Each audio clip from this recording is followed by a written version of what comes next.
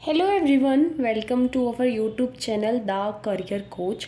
आज हम चैप्टर 2 करने वाले हैं क्लास 10 साइंस का, जिसका नाम है एसिड्स, बेसिस एंड सॉल्ट्स। इसमें हम इन तीनों को डिटेल में और इन शॉर्ट के हिसाब से देखने वाले हैं। तो सबसे पहले हम ब्रीफली अगर इन शॉर्ट बात करें तो सबसे पहले हम इनके इंडिकेटर्स के बारे में पढ़ेंगे। इंडिकेटर्स क्या होते हैं उनके बारे में, पीएच वगैरह देखेंगे, केमिकल प्रॉपर्टीज स्टडी करेंगे, और जो केमिकल्स हैं उनका डेली लाइफ में क्या है जो आपके लास्ट में दे रखे हैं उनको भी हम यहाँ पे डिस्कस करने वाले हैं। तो अगर हम इस चैप्टर को बात करें तो सबसे पहले हम क्या पढ़ेंगे, इंडिकेटर्स पढ़ेंगे। फिर उसके बाद इनकी कुछ केमिकल प्रॉपर्टीज़ देखेंगे, फिर कुछ केमिकल्स देखेंगे, उनका यूजेस हमारी डेली लाइफ में और उनकी फॉर्मेशंस। तो इंडिकेटर्स क्या होते हैं? तो इंडिकेटर्स हमारे सब्सटेंस होते हैं जो कि हेल्प करते हैं सब्सटेंस के नेचर को जानने के लिए। ये खुद भी सब्सटेंस है और दूसरा ये सब्सटेंस के नेचर को फाइंड आउट करने में हेल्प करते हैं। ये हमें बताते हैं कि जो हमने सब्सटेंस लिया है वो एसिडिक है, बेसिक है, या उसका नेचर कैसा है। तो हम अगर इंडिकेटर्स के टाइप्स की बात करें तो मेनली 4 टाइप्स के इंडिकेटर्स होते हैं। सबसे पहले होता है हमारा नेचुरल, नाम से पता चल रहा है, जो कि नेचर से मिला हुआ है। आर्टिफिशियल, जो हमने केमिकल्स का यूज़ करके आर्टिफिशियली बनाया है। फिर हमारे कलर इंडिकेटर्स, जो कि कलर के थ्रू इंडिकेट करते हैं। ऑल्फैक्टरी इंडिकेटर्स, देखो जहाँ भी ऑल्फैक्टरी से रिलेटेड आ जाए वो हमारा क्या होता है, ऑल्फैक्टरी स्मेल से रिलेटेड, यानी ये क्या करते हैं, स्मेल चेंज करके हमें इंडिकेट करते हैं। तो बात करते हैं नेचुरल में, फर्स्टली आ जाती है हमारी हीना। हीना क्या है, मेहंदी है, और हीना ही हमारी क्या है, कलर इंडिकेटर भी है। अगर हम बात करें नेचुरल भी है और ये कलर भी है, क्योंकि हो सकता है नेचुरल भी हो और कलर इंडिकेटर भी हो। तो हीना जो इंडिकेटर है कैसा है, नेचुरल है, क्योंकि हीना हमें पेड़ से मिलता है, मेहंदी मिलती है हमें। ये क्या करती है, हीना कैसे इंडिकेट करती है, ये बेसिकली टर्न हो जाता है इसका कलर, इसका वैसे कलर क्या होता है, ग्रीन होता है, लेकिन ऑरेंज और रेड कलर में चेंज हो जाती है जब ये बेस के कांटेक्ट में आती है। यानी कि बेसिक सब्सटेंस की प्रेजेंस में इसका colour green to orange red हो जाएगा और एसिडिक में सेम रहेगा। अब और आ जाते हैं हमारे जैसे ऑनियन और क्लोव, ये क्या है, नेचुरल है, नेचर से मिलते हैं हमें। तो ये स्मेल चेंज करके हमें एसिडिक और बेसिक की सब्सटेंस के नेचर के बारे में बताने में हेल्प करते हैं। आर्टिफिशियल में आ गया हमारा फिनोप्थलीन। फिनोप्थलीन कैसे बताता है, अगर बेसिक सब्सटेंस होगा, या तो ये बेसिक और एसिडिक दोनों का अलग अलग बता देती हूँ। तो टर्न्स कलरलेस टू पिंक, वैसे ये कलरलेस होता है, ठीक है, और इसमें क्या हो जाएगा, पिंक हो जाएगा कलरलेस से। मिथाइल ऑरेंज की बात करते हैं हम, मिथाइल ऑरेंज। तो मिथाइल ऑरेंज इंडिकेटर हमारा रेड कलर शो करता है, किसकी प्रेजेंस में, एसिड की प्रेजेंस में, और बेस की प्रेजेंस में येलो कलर शो करता है। अब कलर इंडिकेटर हमने बता दे, देखो जैसे हीना है, हीना कलर चेंज करता है, यहाँ पे हमने देखा कि ग्रीन टू ऑरेंज रेड हो जा रहा है बेस की प्रेजेंस में, तो हीना क्या है, कलर इंडिकेटर है। दूसरा हमारा क्या होगा, जैसे मिथाइल ऑरेंज भी आ जाएगा, यहाँ पे फिनोप्थलीन भी आ जाएगी, हमारे कलर इंडिकेटर। ऑल्फैक्टरी इंडिकेटर जो कि स्मेल चेंज हो जाती है, यहाँ पे हमने पढ़ा कि जो ऑनियन है, क्लोव है, ये दोनों ही क्या है, ऑल्फैक्टरी इंडिकेटर है। अब हम देखते हैं रिएक्शंस की, क्या क्या केमिकल रिएक्शंस हम यहाँ पे पढ़ने वाले हैं। तो सबसे पहले हम एसिड्स और बेस की दोनों की एक साथ ही देखेंगे, एसिड्स और बेसिस की। तो एसिड की अगर हम मेटल के साथ कराएं, विद आप समझ जाना, सबके साथ विद है, तो यहाँ पे हम मेटल की कराएंगे। तो एसिड प्लस मेटल, ये हमारी रिएक्शन बनेगी। तो क्या बनेगा, सॉल्ट बनेगा प्लस हाइड्रोजन गैस रिलीज होगी। जैसे हमने क्या लिया, HCl एसिड लिया, मेटल हमने ले लिया Zn, तो ZnCl2 बनेगा प्लस हाइड्रोजन गैस रिलीज होगी। नेक्स्ट आगे बढ़ते हैं, अब हम किसके साथ करेंगे, बाइकार्बोनेट के साथ। बाइकार्बोनेट्स। बाइकार्बोनेट्स के साथ क्या होगा, एसिड प्लस, देखो एसिड हम ए से इंडिकेट कर रही हूँ मैंने एक में लिख दिया एसिड, अब हम लिखेंगे बाइकार्बोनेट, तो बाइकार्बोनेट। इसमें क्या बनेगा, सॉल्ट बनेगा plus water plus CO2 gas. जैसे एसिड में मैंने फिर से HCl ले लिया, बाइकार्बोनेट में NaHCO3, सोडियम हाइड्रोजन कार्बोनेट, फिर क्या बनेगा इससे सॉल्ट, कौन सा बनेगा, Na और Cl, NaCl बनेगा, वाटर अलग से और CO2 अलग। और अगर ये सॉल्ट है, सॉल्ट निकालना, सॉल्ट बनाना तो बहुत आसान है, जो भी हमारे जैसे H2 और CO2 हमें पता है, तो जो बच जाएगा उससे सॉल्ट बनेगा, जो भी हमारे रिएक्टेंट में लेफ्ट होगा। कार्बोनेट के साथ देखते हैं, कार्बोनेट्स में क्या होगा, एसिड प्लस कार्बोनेट, क्या बनेगा, इसमें भी सेम बनेगा, salt plus water plus CO2। अब की बात ले लिया हमने Na2CO3, ये हमारा सोडियम कार्बोनेट, वही हमने HCl के साथ ही ले रहे हैं सारे। ये मैं जर्नलाइज रिएक्शंस करा रही हूँ, आप इनको क्या कर सकते हैं, जैसे दूसरे एसिड्स के साथ भी कर सकते हैं, वो तो एग्ज़ाम में जो आएगा उसके हिसाब से होता है। फिर नेक्स्ट एक और हमारी एसिड की बच गई, एसिड की हमारी है मेटेलिक ऑक्साइड्स के साथ, मेटेलिक ऑक्साइड्स के साथ। तो मेटेलिक ऑक्साइड्स हमारी क्या होती हैं, जैसे एसिड प्लस फिर हमने मेटेलिक ऑक्साइड्स, इनसे क्या बनेगा हमें, सॉल्ट प्लस वाटर, तो H2O लिख देती हूँ। एसिड में हमने ले लिया HCl, मेटल ऑक्साइड Na2O, ये हमारा मेटल है और मेटल की ऑक्साइड Na2O, तो अब सॉल्ट क्या बनेगा, NaCl। देखने वाली बात है, यहाँ पे मैंने तीनों में सेम मतलब प्रोडक्ट बनाया है, जैसे कि NaCl, सॉल्ट हमारा सेम है लेकिन और रिएक्टेंट्स तो अलग अलग है। अब देख लेते हैं बेस की, बेस की रिएक्शंस हम दो ही इसमें मेन है, ये हमारी एसिड की हैं, एसिड की समझ आ गई सभी को, आगे बढ़ते हैं। अब हम करते हैं बेस की, हाँ बेस की करेंगे हम नॉन मेटल के साथ, नॉन मेटल के साथ बेस प्लस नॉन मेटल, क्या बनेगा, सॉल्ट प्लस हाइड्रोजन गैस। हमने ले लिया नॉन मेटल ले लिया हमने, या मेटल आएगा, जैसे कि Zn है, ये तो एम्फोट्रिक मेटल भी है तो आप Zn लिख लो, और बेस में हमने ले लिया NaOH, तो क्या बनेगा, सॉल्ट बनेगा Na2ZnO2 प्लस H2। हम जानते हैं कि जो Zn है ये एम्फोट्रिक इसकी जो ZnO है ये एम्फोट्रिक ऑक्साइड्स भी होती है, जो कि एसिड से भी रिएक्ट कर लेते हैं और बेस से भी, इसलिए नॉन मेटल में मैंने यहाँ पे Zn भी यूज़ कर लिया। और लास्ट हमारी रिएक्शन बची हुई है किसके साथ, नॉन मेटल की ऑक्साइड्स के साथ। नॉन मेटल ऑक्साइड्स में क्या आ जाएगा, जैसे हमने इसमें सेम लेंगे बेस फिर नॉन मेटल ऑक्साइड्स, क्या बनेगा हमारा, सॉल्ट प्लस में वाटर, क्योंकि यहाँ पे देखो ऑक्सीजन भी ऐड हो जाएगा। नॉन मेटल के ऑक्साइड जैसे हमने CO2 लिया, बेस में NaOH लिया, फिर क्या बनेगा Na2CO3, सॉल्ट बनेगा प्लस में वाटर बनेगा। तो ये हमारी कुछ इम्पॉर्टेंट केमिकल रिएक्शंस हैं जो हमें पता होनी चाहिए, एग्ज़ाम के पॉइंट ऑफ व्यू से बहुत इम्पॉर्टेंट है। अब हम देखेंगे टेस्ट, जो रिएक्शन, अब हमने देखा कि इसमें ना आपको टेस्ट भी दिए हुए हैं कि हाउ टू टेस्ट, कैसे आइडेंटिफाई करेंगे हाइड्रोजन गैस के लिए और CO2 गैस के लिए। पहले देखते हैं हाइड्रोजन गैस के लिए, जैसे एक रिएक्शन ली, जैसे मैंने Zn plus HCl, ZnCl2 plus H2, तो इसमें हमारी हाइड्रोजन गैस क्या हो रही है, रिलीज़ हो रही है। तो हम इसे चेक कैसे करेंगे, तो इसका एक टेस्ट होता है, हम एक बर्निंग मैचस्टिक को लेके जाएंगे और फिर क्या आएगी, जो हाइड्रोजन गैस है वो बर्न करेगी, Burns with a pop sound.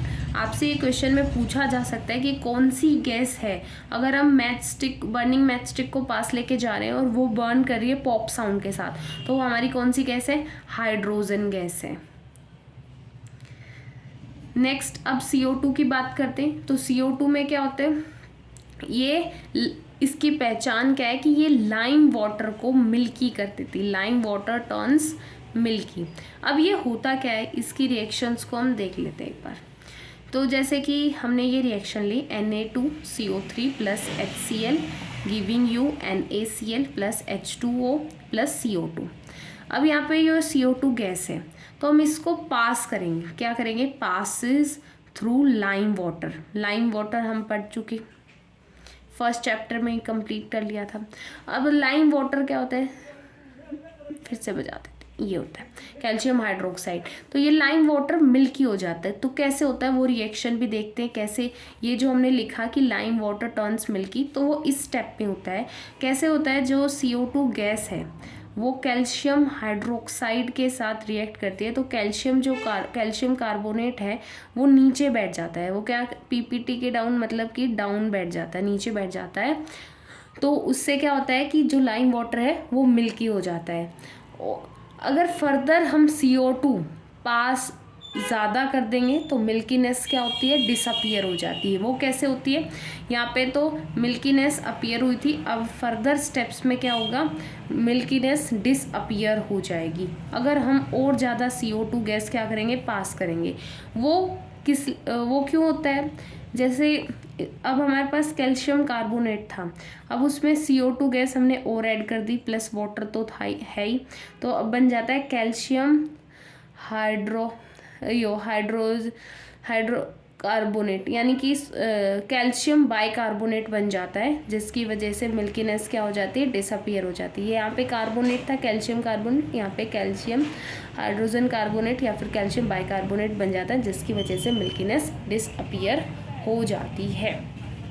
ठीक है, आगे बढ़ते हैं हम। अब कुछ एक दो फीचर जान लेते हैं इसका, एसिड बेसिस का। जैसे कि जो एसिड एंड बेसिस, पहली बात क्या है कि ये कंडक्ट करते हैं इलेक्ट्रिसिटी को मोल्टन स्टेज में। क्यों, क्योंकि ये आयंस के बीच में क्या है, ब्रेक डाउन हो जाते हैं, यानी कंडक्ट इलेक्ट्रिसिटी आयंस में ब्रेक डाउन हो जाता है, जिसकी वजह से ये इलेक्ट्रिसिटी कंडक्ट कर पाते हैं। नेक्स्ट, ये कैसे कैसे आयोनाइज होते हैं। आयोनाइज का मतलब होता है कि वाटर में जाके आयंस की फॉर्म में टूटना, उसी की वजह से इलेक्ट्रिसिटी कंडक्ट कर पाते हैं। कैसे आयोनाइज होते हैं, जैसे हम एग्जांपल लेते हैं HCl जो कि एसिड है।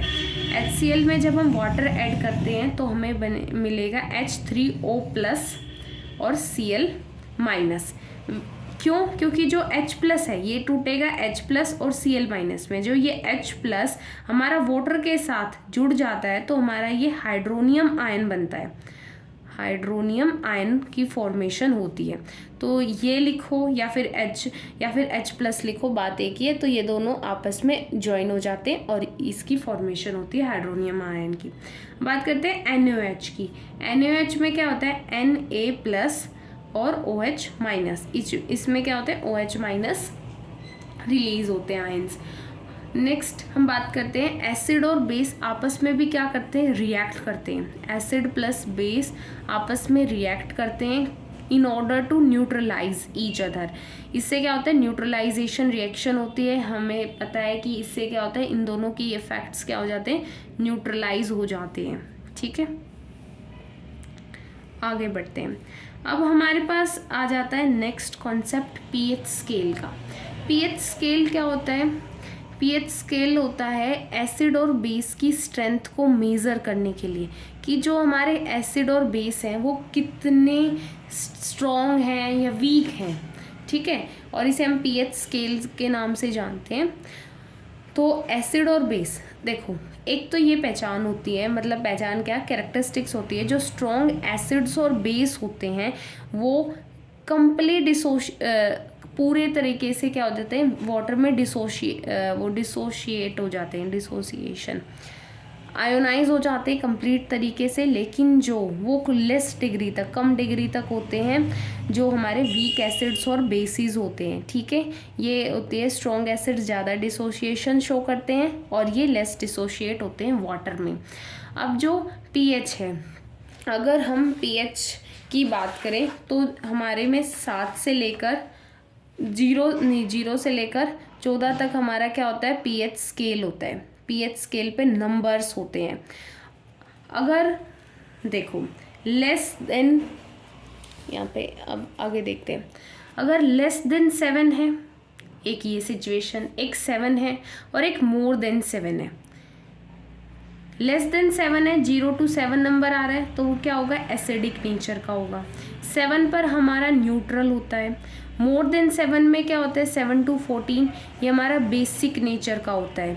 ठीक है, बेसिक नेचर का होता है। ठीक है, अगर हम कुछ आइटम्स की बात करें या फिर कुछ सब्सटेंस की बात करें उनके पीएच से रिलेटेड, जो गैस्ट्रिक जूस होते हैं तो वो होते हैं रिलेटिवली अबाउट 1.2 उनका पीएच होता है। जो लेमन जूस है, लेमन जूस भी पता है एसिडिक होता है, तो वो होता है 2.2 के अप्रॉक्स। हमारा जो प्योर वाटर है, प्योर वाटर हम डिस्टिल्ड वाटर भी बोलते हैं, और या फिर हम ब्लड की बात करें तो वो नियर बाय 7.4 होता है, यानी कि न्यूट्रल होता है। मिल्क ऑफ मैग्नीशिया, मैग्नीशिया ये हमारा होता है बेसिक नेचर का और इसका पीएच होता है 10। अब हम बात करें सोडियम हाइड्रोक्साइड सॉल्यूशन यानी कि NaOH की, तो इसका होता है अबाउट 14। तो अभी हमें ये पता चला कि जो एसिडिक होते हैं उनका लेस देन 7, न्यूट्रल 7 और मोर देन 7 बेसिक नेचर का होता है। जितना कम पीएच होगा उतना ही सब्सटेंस ज़्यादा एसिडिक होगा। अब आगे बढ़ते हैं कि पीएच का हमारी डे टू डे लाइफ में क्या इम्पोर्टेंस है। पीएच की इम्पोर्टेंस को पढ़ते हैं। जैसे टूथ डिके है, टूथ डिके कब होता है, जब पीएच, यहाँ पे एक की पॉइंट है, जब पीएच लेस देन 5.5 हो जाएगा तो टूथ डिके स्टार्ट हो जाता है, यानी एसिडिक सिचुएशन में। अब जो प्लांट्स हैं या एनिमल्स हैं वो भी क्या है, लिविंग एनिमल, लिविंग बींग्स हैं, तो वो भी एक न्यूट्रल पीएच, एक उनके जो बॉडी है या फिर वो भी एक पर्टिकुलर न्यूट्रल पीएच पर ही सर्वाइव कर सकते हैं। इसलिए आपको पता है कि जो सॉइल है उसको रेडी किया जाता है। अगर एसिडिक है तो हम उसमें कुछ ज़्यादा बेसिक फर्टिलाइज़र्स वगैरह ऐड ऑन करते हैं, और अगर बेसिक है तो एसिडिक। अब कुछ एनिमल्स और प्लांट्स, ये भी अपने आप, ये भी बहुत सारे जो जूसेस हैं, डाइजेस्टिव जूसेस या फिर इन सब की बात करें तो एसिड्स हैं, वो सीक्रेट करते हैं अब उनकी बॉडी में, ताकि वो, ये भी क्या है, यहाँ पे पीएच का यूज़ है ताकि वो एक मेंटेन कर सकें। जैसे और एक एग्जांपल है जैसे HCl क्या है, हम सबको पता है कि स्ट्रॉन्ग एसिड है और वो हमारे स्टोमक में भी प्रेजेंट होता है, डाइजेशन के लिए हेल्पफुल होता है, तो वो भी क्या है, पीएच का। ये कुछ जर्नल क्वेश्चन यहाँ से पूछा जा सकता है पीएच से रिलेटेड। अब हम देखने वाले हैं जो जो हमारे कंपाउंड्स दिए गए हैं, जो कंपाउंड्स दिए गए हैं हमारे, और उनकी कैसे प्रिपरेशन होती है और उनके यूजेस क्या होते हैं। कुछ इंपॉर्टेंट कंपाउंड, सबसे पहले हमारा आता है कि सोडियम हाइड्रोक्साइड यानी कि NaOH। तो ये किस प्रोसेस से बनता है, जो इसके बनाने की प्रोसेस है उसे कोर अल्कली प्रोसेस भी बोलते हैं। अल्कली वो होते हैं जो बेसिस डिसॉल्व हो सकते हैं पानी में, उन्हें हम अल्कली बोलते हैं प्रोसेस। NaCl लेंगे, सोडियम क्लोराइड एक्वस फॉर्म में, प्लस हम उसमें वाटर ऐड करेंगे, क्या बनेगा, NaOH बनेगा, प्लस Cl2 हमारी chlorine gas, plus H2 hydrogen gas. तो ये हमारी प्रोसेस है। आप इसकी जो रिएक्शन है इसको देख लेना, ये इम्पोर्टेंट है। फिर हम इसके यूजेस को देखेंगे। तो ये डिसइंफेक्टेंट्स यानी कि जो इन्फेक्शन करते हैं या फिर डिसइंफेक्शन, यानी जो भी बैक्टीरिया फ्री एरिया वगैरह बनाना हो तो वहाँ पे आप इसे यूज़ में ला सकते हैं। फर्टिलाइज़र्स की फॉर्मेशन में बहुत ज़्यादा इम्पोर्टेंट रोल होता है, क्योंकि ये क्या होता है, बेसिक नेचर का होता है। अगर एसिडिक सॉइल है तो हम इसे ऐड कर सकते हैं बेस की तरह फर्टिलाइज़र्स में। फिर आ जाता है हमारा डीग्रेसिंग, इसका यूज़ है। फिर पेपर मेकिंग में भी इसका यूज़ किया जाता था। 4 मेन यूज़ हैं, इनको ध्यान में रखना। Disinfectants, fertilizers, degreasing, paper making.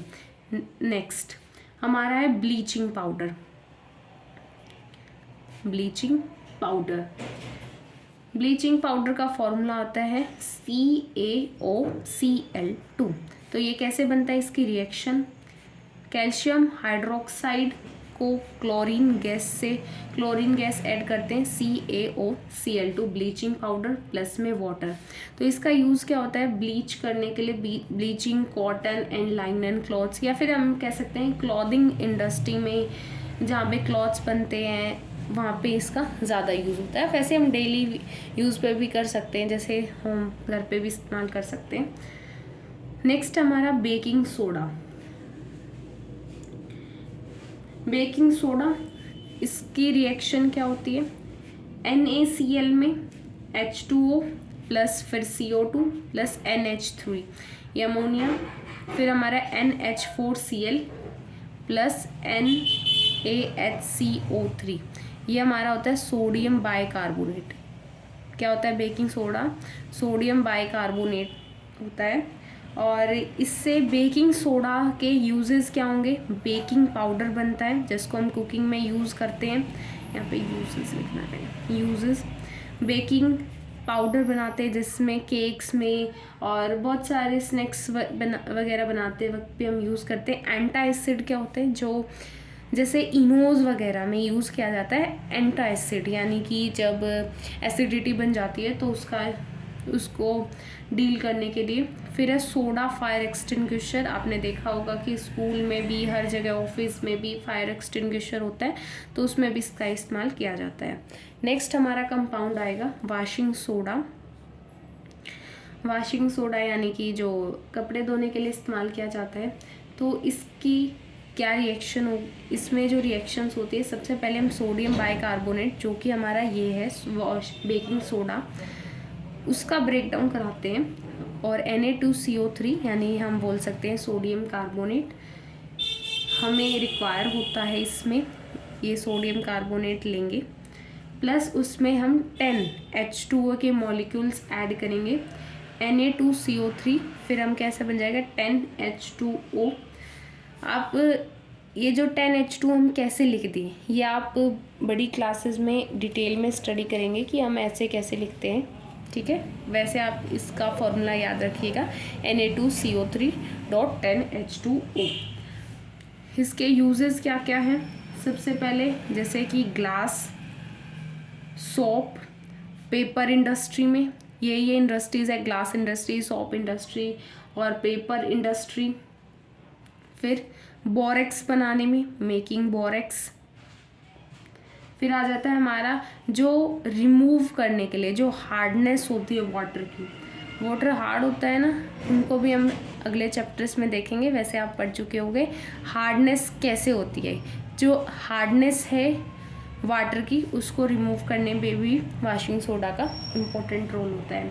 Next है फिर हमारा लास्ट है प्लास्टर ऑफ पेरिस में क्या, पेरिस की रिएक्शन क्या होती है, CaSO4.2H2O कैल्शियम सल्फेट। फिर इसमें हम ऐड कर देते हैं, जैसे कि ये इसका ब्रेक डाउन हो जाता है 2H2, इसे हम वैसे बोलते हैं जिप्सम, कैल्शियम सल्फेट डाइहाइड्रेट बोलते हैं इसे, कंप्लीट इसका जो नाम है जिप्सम। इसका ब्रेक डाउन होता है कैल्शियम सल्फेट हेमीहाइड्रेट, इसको बोलते हैं कैल्शियम सल्फेट डाइहाइड्रेट, इसको बोलते हैं calcium sulphate hemihydrate, plus 3/2H2O। और ये वाटर हीट करने से क्या है, वेपर्स में कन्वर्ट हो जाता है। इसके क्या है, जैसे टॉयज़ बनाने में, टॉय इंडस्ट्री में, ठीक है, या फिर कोई भी डेकोरेशन का मटेरियल है, डेकोरेशन मटेरियल बनाने में, प्लास्टर करने में, मेडिसिन जो फ्रैक्चर हो जाता है जब प्लास्टर करते हैं, कंस्ट्रक्शन में जो वाल पुट्टी बनती है वो भी इसी का है, या फिर एयर टाइट एपरेटस बनाने के लिए, जो भी हमें एयर टाइट एपरेटस बनाने होते हैं उनमें भी जो हमारा प्लास्टर ऑफ पेरिस है, जैसे हम शॉर्ट में पीओपी बोलते हैं, उसका इस्तेमाल किया जाता है एपरेटस बनाने में। I hope you like the video, like, subscribe and share our YouTube channel The Career Coach. Till then, bye.